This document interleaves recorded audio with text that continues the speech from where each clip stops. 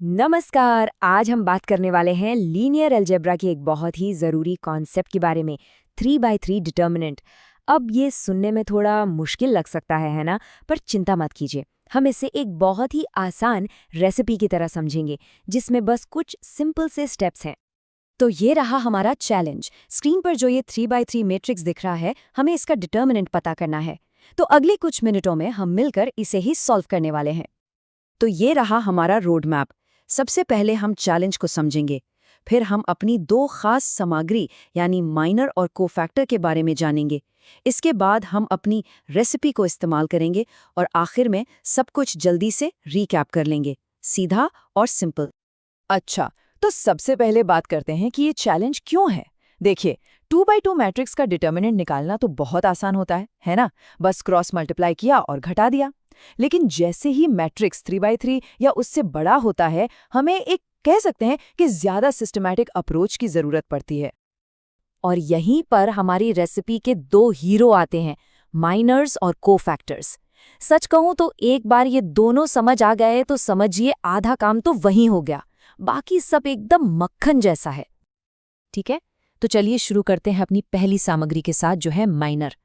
ये हमारी पूरी कैलकुलेशंस का बेस है। तो सवाल ये है कि ये माइनर होता क्या है।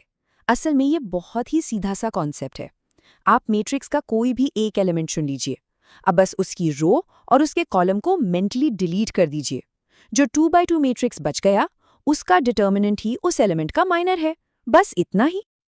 और ये प्रोसेस हमेशा सेम रहता है। कोई भी एलिमेंट उठाओ, उसकी रो और कॉलम को छुपा दो, और जो 2x2 मैट्रिक्स बचा उसका डिटर्मिनेंट निकाल लो, एकदम सिंपल। चलिए इसे एक उदाहरण से देखते हैं, ये बहुत मजेदार है। मान लीजिए हम पहला एलिमेंट लेते हैं, यानी 1, जो कि A11 है। अब हम क्या करेंगे, हम पहली रो और पहले कॉलम को हटा देंगे। तो बचा क्या, हमारे पास एक छोटा 2x2 मैट्रिक्स बच गया, 4, 5, 0 और 6। अब इसका डिटर्मिनेंट निकालना तो हमें आता ही है। 4 को 6 से गुणा किया, मिला 24, और उसमें से 5 इंटू 0 यानी 0 घटा दिया, तो हमारा M11 आ गया 24। बढ़िया, हमारी रेसिपी की पहली सामग्री तैयार है। चलिए अब बढ़ते हैं अपनी दूसरी सामग्री की तरफ, जो है कोफैक्टर। अब ये क्या चीज़ है, ये कुछ और नहीं, बस माइनर का ही एक साइंड वर्जन है। मतलब माइनर के आगे बस एक प्लस या माइनस का साइन लगाना है। अब इसका जो फॉर्मूला है वो देखने में थोड़ा कॉम्प्लिकेटेड लग सकता है, Cij बराबर -1 की पावर i प्लस j वगैरह वगैरह, पर इसे भूल जाइए। असल में ये बहुत आसान है। ये बस हमारा माइनर ही है, हमें सिर्फ ये तय करना है कि उसके आगे प्लस लगेगा या माइनस, और ये चीज़ एलिमेंट की पोजीशन पर डिपेंड करती है।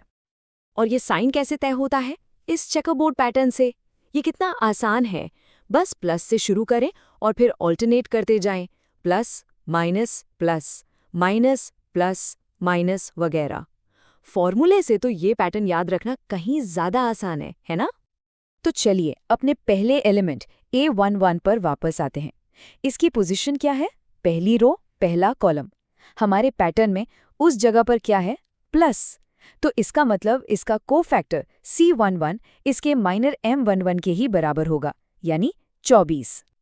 बहुत बढ़िया, तो हमारे पास माइनर भी है और कोफैक्टर भी। हमारी दोनों सामग्रियां तैयार हैं। तो अब बारी है हमारी फाइनल रेसिपी की। देखते हैं कि इन सब को मिला के डिटर्मिनेंट कैसे निकलता है। तो ये रही हमारी रेसिपी। इसे कहते हैं एक्सपेंशन बाय कोफैक्टर्स। करना क्या है, बस कोई भी एक रो या कॉलम चुन लीजिए। हम यहाँ पहली रो ले रहे हैं, फिर उस रो के हर एलिमेंट को उसके ही कोफैक्टर से गुणा कीजिए, और जो भी आए उसे बस जोड़ दीजिए, सिंपल। ठीक है, तो हमने A11 और C11 का गुणा तो देख लिया, वो है 24। अब इसी तरह जब हम दूसरे एलिमेंट 2 को उसके कोफैक्टर से और तीसरे एलिमेंट 3 को उसके कोफैक्टर से गुणा करते हैं, तो हमें मिलता है 10 और -12।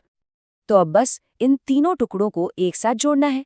ये हो गया 24 + 10 और -12, बस सिंपल अरिथमेटिक। और हमारा फाइनल जवाब आ गया 22। तो इस 3x3 मैट्रिक्स का डिटर्मिनेंट है 22। देखा, हमारी रेसिपी ने काम कर दिया। शानदार। चलिए अब जल्दी से सब कुछ रिकैप कर लेते हैं ताकि ये सारे कॉन्सेप्ट्स दिमाग में अच्छे से बैठ जाएं। तो क्या हैं वो मुख्य बातें जो हमें याद रखनी हैं? पहली, माइनर निकालने के लिए रो और कॉलम को हटाना है। दूसरी, कोफैक्टर के लिए माइनर पर साइन पैटर्न लगाना है, plus minus plus dot dot dot. तीसरी, डिटर्मिनेंट के लिए किसी भी रो के एलिमेंट्स को उनके कोफैक्टर्स से गुणा करके जोड़ देना है। और सबसे ज़रूरी बात, ये तरीका किसी भी रो या किसी भी कॉलम के साथ काम करता है, नतीजा हमेशा सेम आएगा। और अब जाते जाते एक सवाल, हमें ये तो पता चल गया कि हम कोई भी रो या कॉलम चुन सकते हैं, पर जरा हमारे ओरिजिनल मैट्रिक्स को दोबारा देखिए। क्या उसमें कोई ऐसी रो या कॉलम है जिसे चुनने से हमारी कैलकुलेशन और भी ज्यादा तेज हो सकती है? सोचिए, अगर किसी रो में 0 हो तो क्या होगा? ये एक छोटा सा ट्रिक है जो इस पूरे प्रोसेस को और भी आसान बना सकता है।